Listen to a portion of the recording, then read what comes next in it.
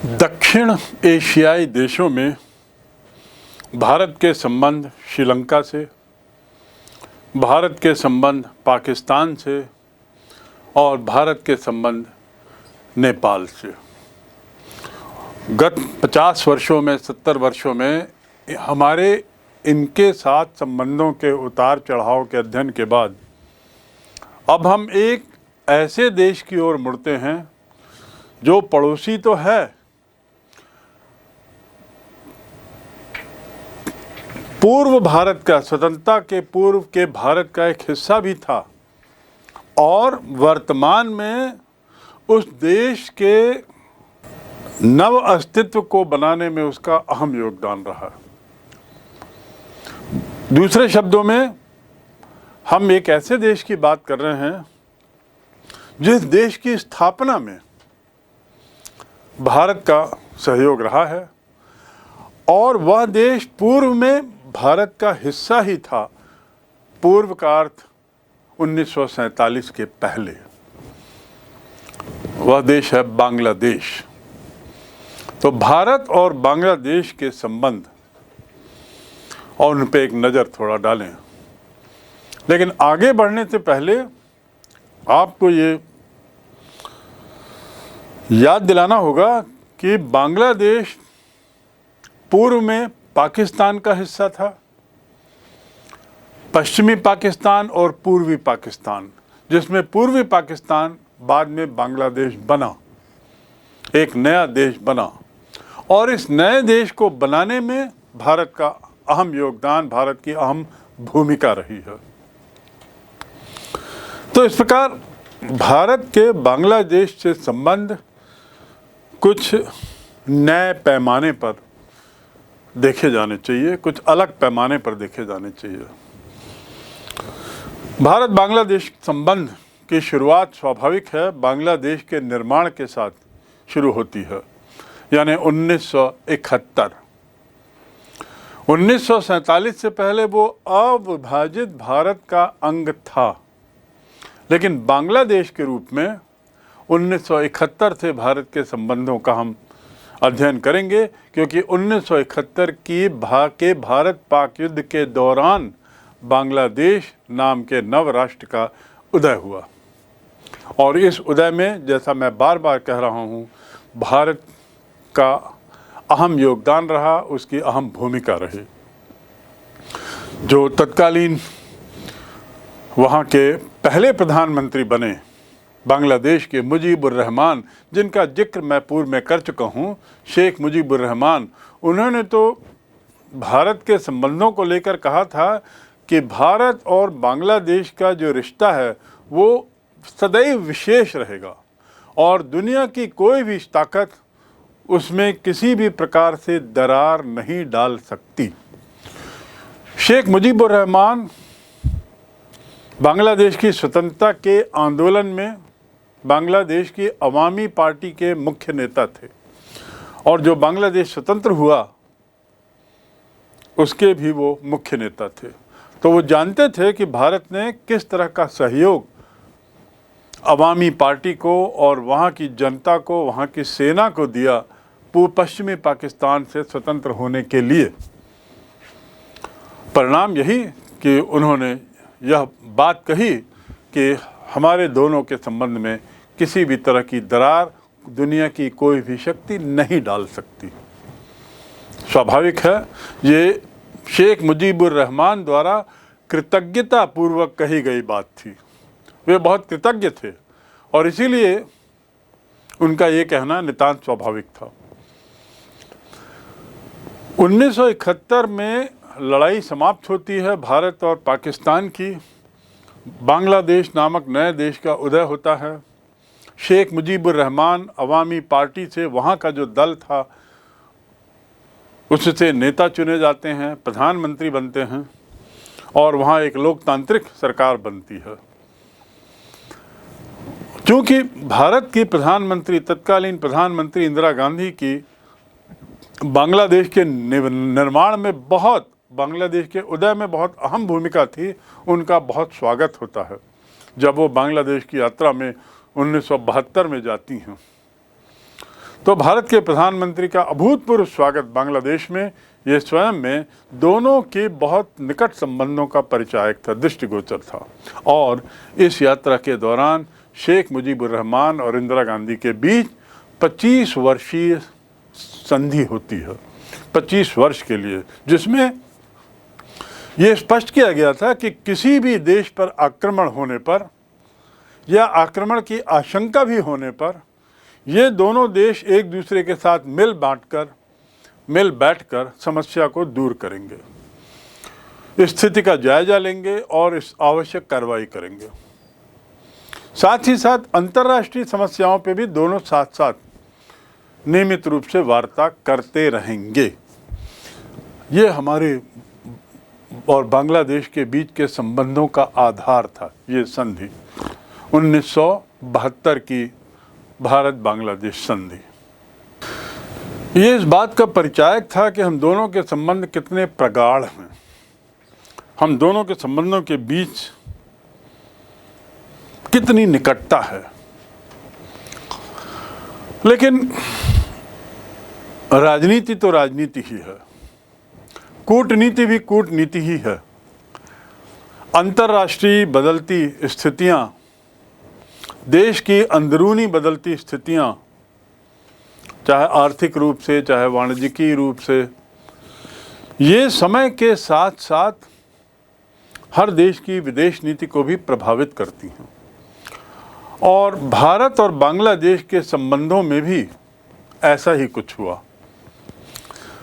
वह देश जिसने स्वतंत्रता के लिए पूरा श्रेय भारत को दिया, वह देश जिसके प्रथम प्रधानमंत्री शेख मुजीबुर रहमान ने भारत से 25 वर्षीय संधि की, वह देश जिसने ऐसी संधि की जिसमें यह था कि दोनों देशों पर किसी भी तरह के अन्य देश द्वारा किसी भी तरह के हमले की आशंका होने पर भी दोनों एक साथ बैठकर समस्या का निराकरण करेंगे, अब उसके साथ भी कुछ समस्याएं होती हैं। उस देश के साथ भी भारत की कुछ समस्याएं पैदा होती हैं और इन समस्याओं के पीछे बदलती परिस्थितियां हैं। चाहे वो बदलती परिस्थितियां अंतर्राष्ट्रीय परिप्रेक्ष्य में हो, चाहे वे बदलती परिस्थितियां देश के अंदरूनी हालातों के कारण हों। बांग्लादेश की जो अंतर्राष्ट्रीय मंच पर जो उसकी स्थिति थी, उस पर एक थोड़ा सा नज़र डालें कि वह जो काल था 1975-76 का, जब बांग्लादेश 1975 में स्वतंत्र हुआ, वह शीत युद्ध की पराकाष्ठा का काल था। और जैसे दुनिया के सभी देश अमेरिका के खेमे, रूस के खेमे या एक तीसरे खेमे में रहने की बात करते थे, जिसे हम प्रथम दुनिया, द्वितीय दुनिया और तीसरी दुनिया कहते हैं, तो बांग्लादेश भी इसी पशुपेश में था। और वो स्वतंत्र होने वाले राष्ट्रों में सबसे आखिरी राष्ट्र था। 1975 में वो स्वतंत्र हुआ, तो उसके सामने भी ये समस्या थी कि वो किस खेमे में जाए। और चूंकि तीसरा खेमा विकासशील देशों का था, उदीयमान देशों का था, बांग्लादेश भी एक तरीके से अपनी विदेश नीति निर्धारित कर रहा था।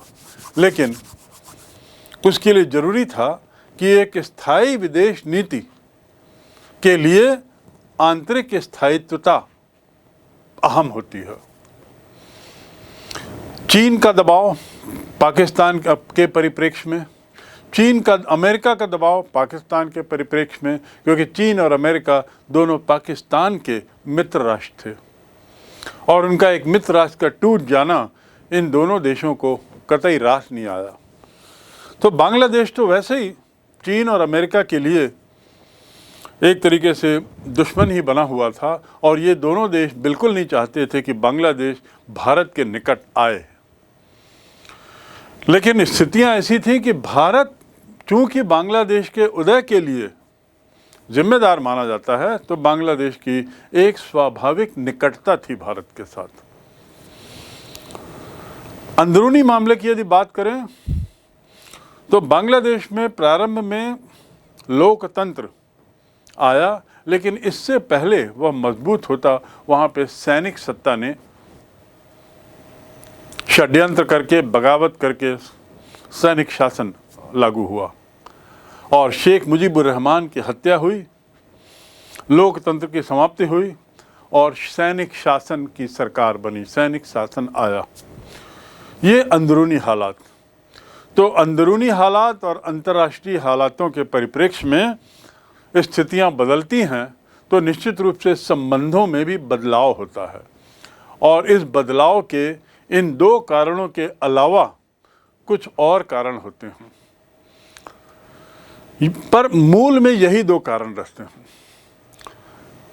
ये बदलाव को देखने के लिए हमें कुछ घटनाओं पे जाना पड़ेगा, तो उनको बिंदुवार हम संक्षिप्त में जान लें कि किन मुद्दों को लेकर भारत और बांग्लादेश के संबंध प्रभावित होते रहे, किन मुद्दों को लेकर बांग्लादेश, जिसने भारत के साथ रहने की एकदम कहना चाहिए एक तरीके से कसम खाई थी, ऐसी क्या बातें थी जिन पर बांग्लादेश और भारत के रिश्तों में खटास आई। पहला मुद्दा जिसे हम कह सकते हैं फरक्का समस्या। फरक्का समस्या वह पहला मुख्य मुद्दा था जिसने भारत और बांग्लादेश के संबंधों में के बीच तनाव पैदा किया। ये समस्या का संबंध गंगा नदी के पानी के बंटवारे से है।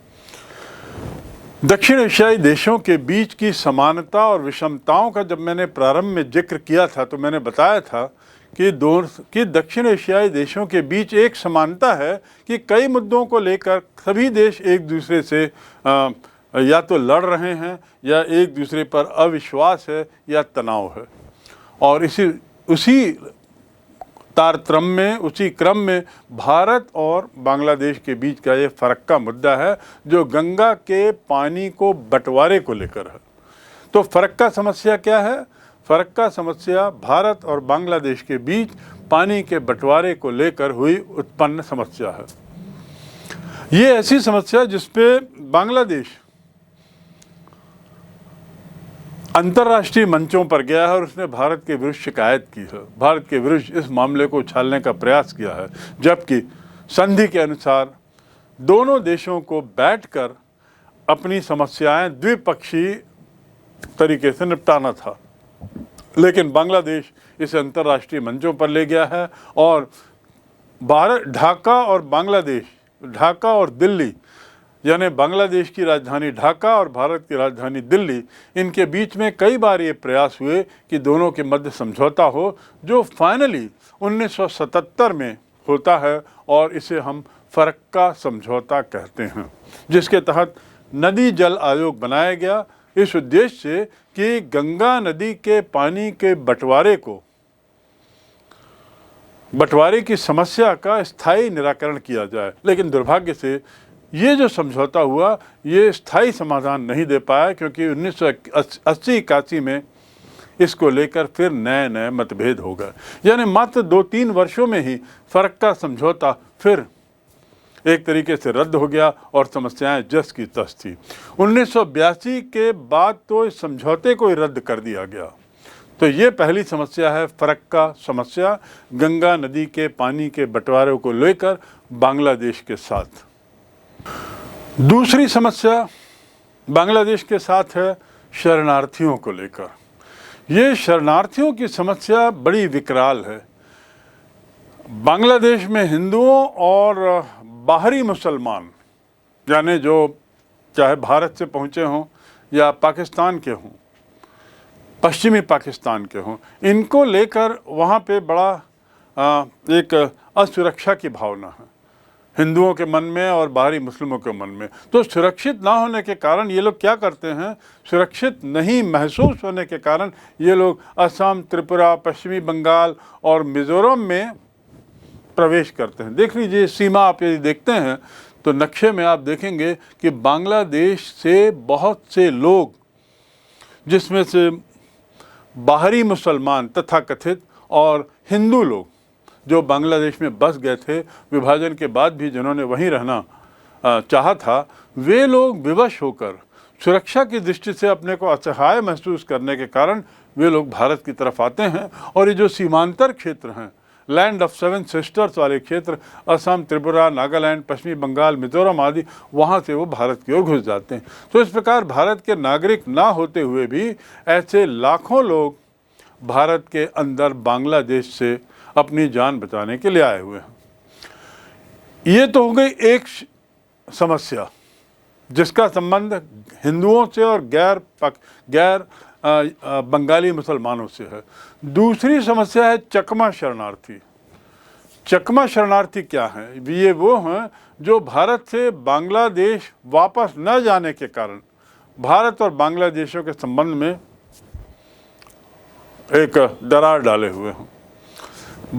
भारत से बांग्लादेश न जाने के कारण, यानी हैं बंगाली, उनको वहाँ जाना था पर वहाँ न जाकर के वो भारत में ही हैं, जिससे भारत पर एक बहुत बड़ा आर्थिक बोझ बन रहा है। तो ये कहलाते हैं चकमा।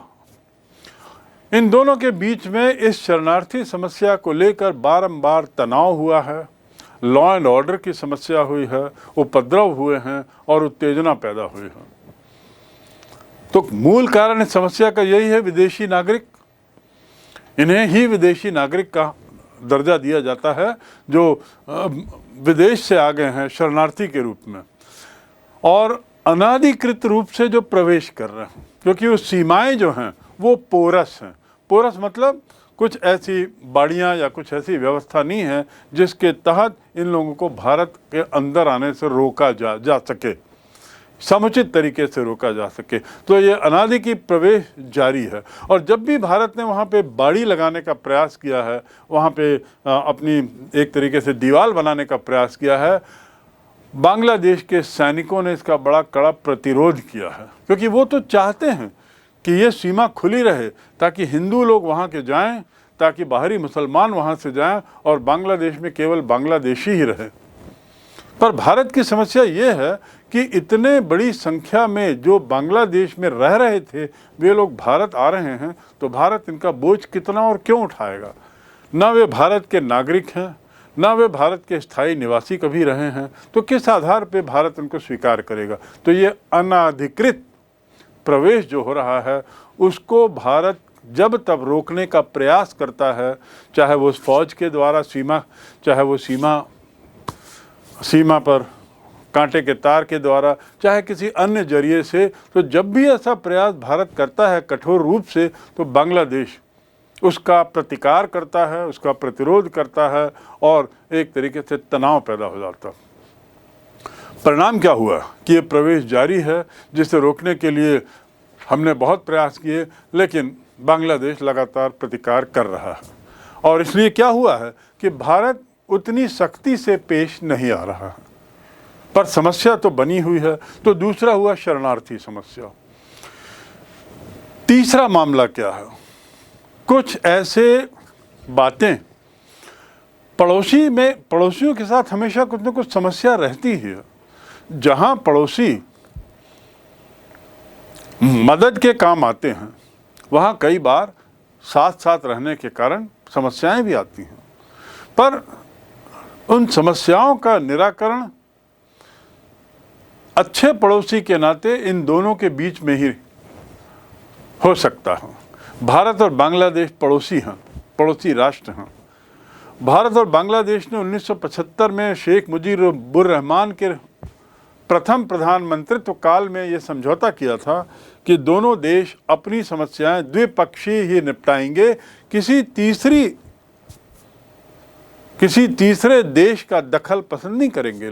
लेकिन दुर्भाग्यवश बांग्लादेश ने कई द्विपक्षीय मामलों को लेकर अंतर्राष्ट्रीय मंच पर गुहार की है, शोर शराबा किया है, हल्ला किया है, जिस पर भारत ने कड़ी आपत्ति उठाई है।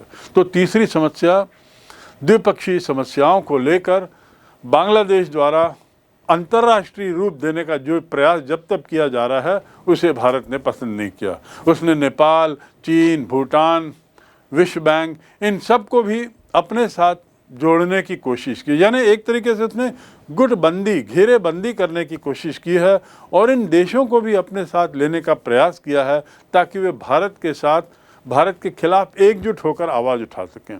भारत ने इसका जोरदार खंडन किया है और बारंबार ये चेतावनी दी है कि ऐसे मामले द्विपक्षीय चर्चा के माध्यम से ही निपटाए जा सकते हैं, इसमें किसी अन्य देश के दखल की ज़रूरत नहीं। तो ये द्विपक्षीय मामलों को उछालने की समस्या, ये तीसरी समस्या। चौथी समस्या है मोहरी नदी सीमा विवाद। एक छोटी नदी है, 1974 में इस नदी की जो मध्य रेखा ही भारत बांग्लादेश की सीमा रेखा बनी, परंतु 1979 आते आते बांग्लादेश राइफल्स के जो जवान हैं, बांग्लादेश राइफल्स यानी बांग्लादेश की फौज, वो इस समझौते का उल्लंघन कर रही है।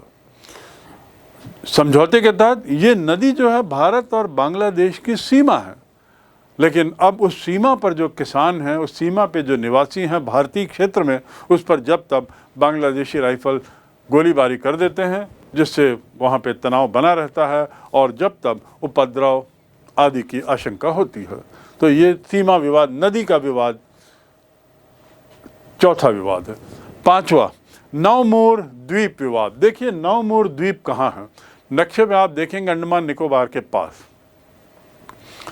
ये नवमोर द्वीप वैसे तो बड़ा छोटा क्षेत्र है, 12 वर्ग किलोमीटर, 12 किलोमीटर नहीं, याद रखिएगा 12 वर्ग किलोमीटर। वर्ग किलोमीटर क्या होता है? लंबाई गुणा चौड़ाई। आप सोच सकते हैं कितना छोटा द्वीप है। पर और ये द्वीप जो है, एक तो छोटा है, दूसरा ये भारतीय समुद्र सीमा पर है, यानी भारतीय क्षेत्र में है, भारतीय सीमाओं के अंतर्गत है। हर देश को, आपको मालूम होना चाहिए कि हर देश की अपनी समुद्री सीमा भी होती है। अंतर्राष्ट्रीय संधि के अनुसार, जिसके परिपालन की जिम्मेदारी यूएनओ की है, उसके तहत हर देश की अपनी समुद्री सीमाएं भी होती हैं। उस सीमाओं के अंतर्गत आने वाले क्षेत्र या आने वाली चीज़ें भी उस देश की होती हैं। तो ये जो द्वीप है, नवमोर द्वीप, ये उस परिभाषा के तहत भारतीय क्षेत्र में है, भारतीय सीमा का हिस्सा है। लेकिन बांग्लादेश इस बात से बाज नहीं आ रहा है और बारंबार वो प्रयास करता है और इस मामले को अंतर्राष्ट्रीय मंच पर उठाता है कि नवमोर उसका द्वीप है। इस द्वीप की महत्ता सामरिक दृष्टि से है और इसके अलावा महत्वपूर्ण बात यह है कि जो चीज़ स्पष्ट है भारत की है, वह भारत कैसे स्वीकार कर लेगा बांग्लादेश को देने के लिए, चाहे वो छोटा ही द्वीप क्यों ना हो, चाहे वह गैर सामरिक ही क्यों ना हो। तो मुद्दा ये हो गया है कि भारतीय सीमाओं के अंतर्गत आने के बाद भी बांग्लादेश द्वारा इस द्वीप का दावा किया जाना भारत के लिए चिंता का विषय है। एक दो मौके तो ऐसे भी आए हैं जब बांग्लादेश ने अपने युद्धपोत भेजे हैं और एक तरीके से सैन्य कार्रवाई करने का भी प्रयास किया है, यद्यपि भारत इस बात से दूर रहा है। लेकिन सच्चाई तो ये है कि बांग्लादेश ने सैनिक ताकत भी वहाँ दिखाने का प्रयास किया है, जो भारत और बांग्लादेश के संबंधों में एक तरीके से कड़वाहट लाता है। भारत और बांग्लादेश के बीच समय समय पर उठने वाली इन समस्याओं के मद्देनज़र हमारे संबंधों में निश्चित रूप से उतार चढ़ाव आया है। लेकिन शेख मुजीबुर रहमान की हत्या के बाद जो सैनिक शासन आया जनरल इरशाद के नेतृत्व में सन 1982 में, तो उसके बाद छुटपुट घटनाओं को छोड़कर एक तरीके से संबंधों में सुधार ही हुआ है। यद्यपि फरक्का की समस्या बनी हुई है, शरणार्थियों की समस्या बनी ही हुई है और जो द्वीप और सीमा की जो समस्या है वो भी अपनी तरफ बनी है। लेकिन अंतर्राष्ट्रीय मंचों पर बांग्लादेश का जब तब जाना इन मुद्दों को लेकर वो थोड़ा कम हुआ है। दोनों देश के मध्य जो समझौता हुआ उसमें बांग्लादेश ने हमें एक तरीके से 3 बीघा ज़मीन का गलियारा दिया है। भारत ने बांग्लादेश को 3 बीघा जमीन का गलियारा दिया है ताकि उसे जाने का रास्ता मिल सके। बांग्लादेश द्वारा इस भूमि पर भारत को दिया जाने वाला एक अब किराया भी समाप्त हो गया, परंतु इस गलियारे पर भारत की संप्रभुता ही स्वीकार की गई है और उसके आगे कुछ नहीं। अर्थात ये जो स्थायी पट्टे पर जो किराया लिया जाता था वो अब हटा दिया गया है, लेकिन बांग्लादेश गलियारे की संप्रभुता पर भारत की सत्ता को स्वीकार करता है। दोनों देशों के बीच जो आर्थिक और तकनीकी सहयोग बढ़ाने के लिए एक आर्थिक आयोग का भी गठन हुआ जो 1983 में हुआ, और दोनों देशों के मध्य इस आयोग के मातहत तीस्ता नदी का समझौता भी हुआ। तीस्ता नदी एक नदी है जिसके जल को लेकर भी कई बार समस्याएं खड़ी होती हैं। ये जल समस्या समझौता हुआ जिसके अनुसार भारत और बांग्लादेश सूखे के दौरान तीस्ता नदी के पानी का एक तत्कालीन हल निकालने के लिए तैयार हो गए। यानी तत्कालीन हल से तात्पर्य यह है कि स्थिति को देखते हुए, तदर्भ आधार पर, उस समय की स्थिति को देखते हुए उस समय के आधार पर कितना पानी कौन देश लेगा, कितना पानी छोड़ा जाएगा, इसको लेकर एक समझौता हो गया। तो ये एक दोनों के संबंधों को बरकरार रखने में अहम भूमिका निभा रहा है। मई 85 में बांग्लादेश में भारी तूफान आया था और इस तूफान में 1985 में भारत ने 1 करोड़ रुपए की आर्थिक मदद दी थी। साथ ही भारत के प्रधानमंत्री तत्कालीन बांग्लादेश के राष्ट्रपति अरशाद के साथ दौरे पे भी गए थे और इससे सद्भावना बढ़ी थी। जनरल इरशाद ने भी इस बात को स्वीकार किया था कि भारत ने बांग्लादेश के इस भीषण दिनों में अच्छी मदद की है। बांग्लादेश और भारत के मध्य गंगा नदी के बंटवारे को लेकर भी समझौता हुआ जो कुछ दिन तक लागू रहा, लेकिन जून 92 में भारत के 3 बांध उनको लेकर कुछ बात आगे बढ़ी। ये बांध बनाने का निर्णय उसी फरक्का समझौते के तहत था जो गंगा नदी के पानी के बंटवारे को लेकर हुआ था। ये जो बांध बने थे भारत ने उसे बांग्लादेश को हस्तांतरित कर दिया और उसके बाद बांग्लादेश के साथ हमारे मधुर संबंध पुनर्स्थापित होने लगे, बेहतर होने की दिशा में बढ़ने लगे। बांग्लादेश की प्रधानमंत्री भारत आती हैं और फरक्का के बंटवारे को लेकर, फरक्का में गंगा नदी के बंटवारे को लेकर फिर एक समझौता होता है और ये समझौता 30 वर्षीय रहता है। 30 वर्ष के लिए फरक्का गंगा जल के बंटवारे को लेकर शेख हसीना भारत आती हैं जो बांग्लादेश की तत्कालीन प्रधानमंत्री थी और भारत के प्रधानमंत्री के साथ ये समझौता होता है और जिसके तहत ये हस्ताक्षर होते हैं और इस प्रकार फरक्का समस्या एक तरीके से कुछ समय के लिए सुलझा ली जाती है। अगला कदम जो संबंधों को बेहतर करने में किया गया वो था कि चकमा शरणार्थियों को लेकर की दोनों के बीच में समझौता होता है।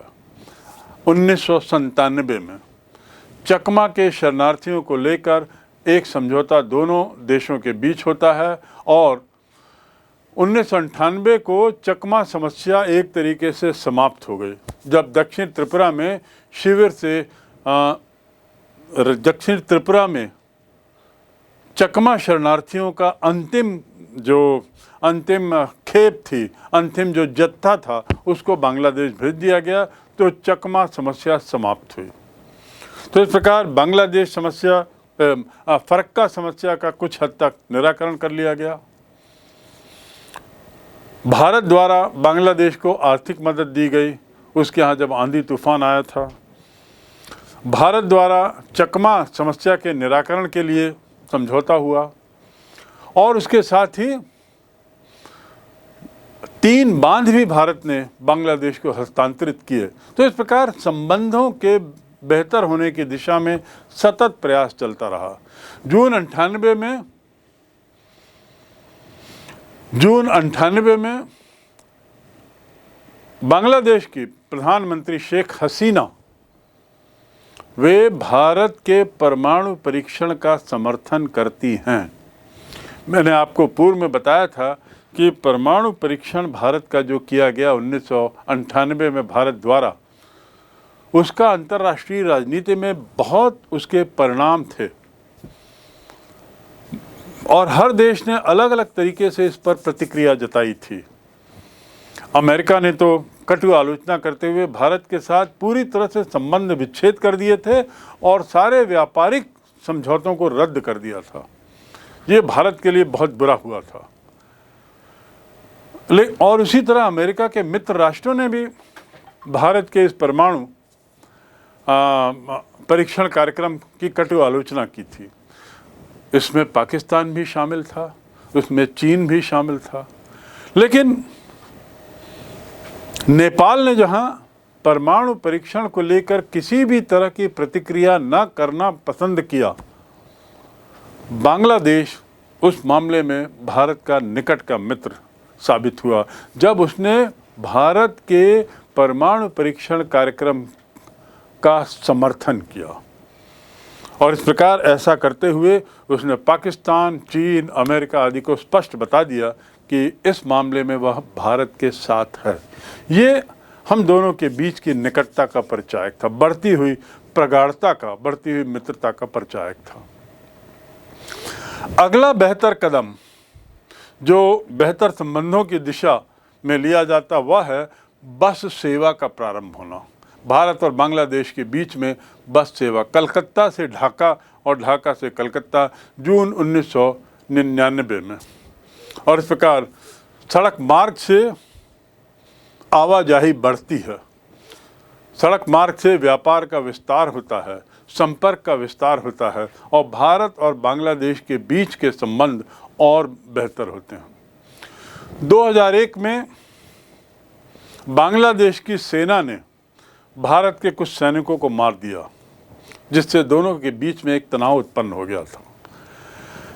ये मारने के कारणों पर हम नहीं जाते, उसके ऐतिहासिक परिप्रेक्ष्य में नहीं जाते, लेकिन तथ्य ये है कि 19 भारतीय सैनिकों की हत्या से लेकर दोनों के बीच में बहुत कड़वाहट पैदा हुई और 2001 में ही इसे कहा गया कि ये संघर्ष जो है वो सीमा को लेकर हुआ था।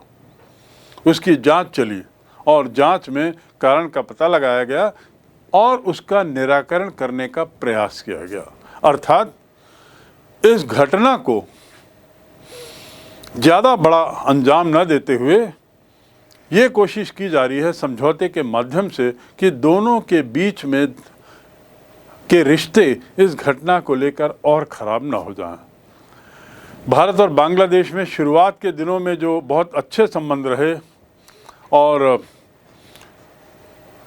शेख मुजीबुर रहमान की मृत्यु के पश्चात जो इस मधुर संबंधों का पटाक्षेप हुआ, उसके बाद फरक्का, नौमूर, चकमा और कांटेदार बाड़ी को लेकर जो समस्याएं हुई, उस पे भी इसके बावजूद भारत और बांग्लादेश का सदैव प्रयास रहा है कि संबंध अच्छे बने रहें। भारत ने हर स्थिति में बांग्लादेश के साथ रहने का, बांग्लादेश के साथ अच्छे संबंध बनाए रखने का प्रयास किया है, चाहे वो ये सब विवाद हों या उसके अलावा 19 भारतीय सैनिकों की हत्या का मामला हो, अकारण हत्या का मामला हो। भारत ने हमेशा कोशिश की है कि बांग्लादेश के साथ उसके संबंध अच्छे रहें। किसी राजनीतिक विचारक का कहना है कि शायद बांग्लादेश इस बात से ग्रसित है कि वह एक बहुत छोटा देश है, भारत की तुलना में एक बहुत छोटा देश है। वो छोटा देश होने की भावना और भारत का एक बहुत बड़ा देश होने की अनुभूति उसे परेशान किए रहती है। तो इन दोनों के संबंधों को लेकर हम ये कह सकते हैं कि यदि कुछ समस्याएं हैं तो वो समस्या शायद बांग्लादेश की इस फीलिंग के कारण है, जहां वो सोचता है कि बांग्लादेश एक छोटा है और उस बांग्लादेश के मन में छोटा होने की ग्रंथि है। वर्तमान में जो भारत सरकार है, नरेंद्र मोदी के प्रधानमंत्री काल में उसने सतत रूप से अच्छे संबंध बनाने का प्रयास किया है और मोदी ने तो 2 अरब अमेरिकन डॉलर का कर्ज भी दिया है। उसके बाद भी दोनों के संबंधों में लगातार वार्ता के माध्यम से, साहित्यिक और सांस्कृतिक आदान प्रदान के माध्यम से और विभिन्न संधियों के माध्यम से संबंध अच्छे बनाए रखने का सतत प्रयास किया जा रहा है। भारत के प्रधानमंत्री और बांग्लादेश की प्रधानमंत्री शेख हसीना के बीच बहुत विस्तृत वार्ता के बाद कुछ समझौतों पर हस्ताक्षर हुए जो ऐतिहासिक हैं। भारत बांग्लादेश के रिश्तों में, भारत बांग्लादेश के बीच ज़मीन की अदला बदली हुई है। ज़मीन की अदला बदली क्यों? क्योंकि उस ज़मीन को लेकर दोनों देशों के बीच में विवाद था और ये विवाद भी तनाव का कारण बना हुआ था। भारत जहां सोचता था कि उसकी कुछ भूमि बांग्लादेश के हाथ में है, बांग्लादेश की सोच थी कि उसकी कुछ भूमि भारत के क्षेत्र में है, भारत के पोजीशन में है, तो अंततः दोनों देश के प्रमुखों ने इस मामले को सुलझाने में सफलता पाई है और अपनी अपनी भूमि पाने और दूसरे की भूमि देने के संबंध में करार किया, समझौता किया और इस प्रकार इस मामले को लेकर शांति बनी हुई है और भारत और बांग्लादेश के रिश्ते एक स्थायी दिशा में बने हुए हैं, बेहतर हो रहे हैं।